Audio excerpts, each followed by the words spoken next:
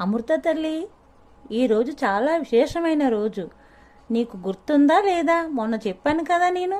నాకెందుకు గుర్తులేదమ్మా? మన సింహాచలం శ్రీ లక్ష్మీ నరసింహస్వామి వారి గిరి ప్రదక్షిణ యాత్ర ఉంది కదమ్మా. చిన్నపిల్లవైనా సరే చాలా బాగా గుర్తు పెట్టుకున్నావు తల్లి. అమ్మా, నా కోసం మరొకసారి గిరి ప్రదక్షిణ యాత్ర కోసం చెప్పమ్మా. తప్పకుండా చెప్తాను తల్లి. ఆ స్వామివారి మహిమలు ఎన్నిసార్లు విన్నా మళ్ళీ మళ్ళీ వినాలి వినాలి అనిపిస్తుంది తల్లి. విశాఖపట్నం సింహాచల పుణ్యక్షేత్రం శ్రీ వరాహ లక్ష్మీ నరసింహస్వామి వారి గిరి ప్రదర్శన యాత్ర వైభవంగా ప్రారంభం అవుతుంది. స్వామివారి ఆలయం వద్ద మొదటిగా కొబ్బరికాయను కొట్టి నమస్కరించుకొని భక్తులు ఈ యాత్రను ప్రారంభిస్తారు. సుమారు 32 కిలోమీటర్ల దూరం కాలినడకన స్వామివారి నామాన్ని తలుచుకుంటూ ఈ యాత్రను కొనసాగిస్తారు. ఈ గిరి ప్రదక్షిణ చేయడం అనేది భూమి చుట్టూ తిరిగినంత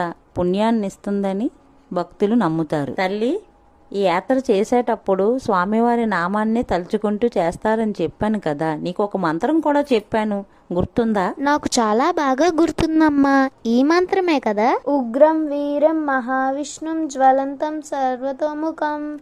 సరిగ్గా చెప్పావు తల్లి. అంతేకాకుండా మన రాష్ట్ర ప్రభుత్వం వారు గిరి ప్రదర్శనకు వచ్చిన భక్తుల కోసం ఎటువంటి ఇబ్బందులు లేకుండా జాగ్రత్తలు తీసుకున్నారు. మన జీవీఎంసీ వారు ఎక్కడికక్కడ వాటర్ సప్లై, టాయిలెట్స్ సదుపాయాలు పెడుతూ మనకు అందుబాటులో ఉన్నారు. అంతేకాకుండా మన అధికారులకు మనం సహకరిస్తూ కొన్ని జాగ్రత్తలు తీసుకోవాలి. ఎందుకంటే మన తోటి భక్తులకు కూడా మన వల్ల ఇబ్బంది రాకుండా జాగ్రత్తగా వెళ్ళి భగవంతుని దర్శనం చేసుకొని వద్దాం. అలాగే ఈ గిరి ప్రదర్శన చేయడం వల్ల మన కష్టాలను తొలగించి సుఖ సంతోషాలను కలిగిస్తారు మన స్వామి.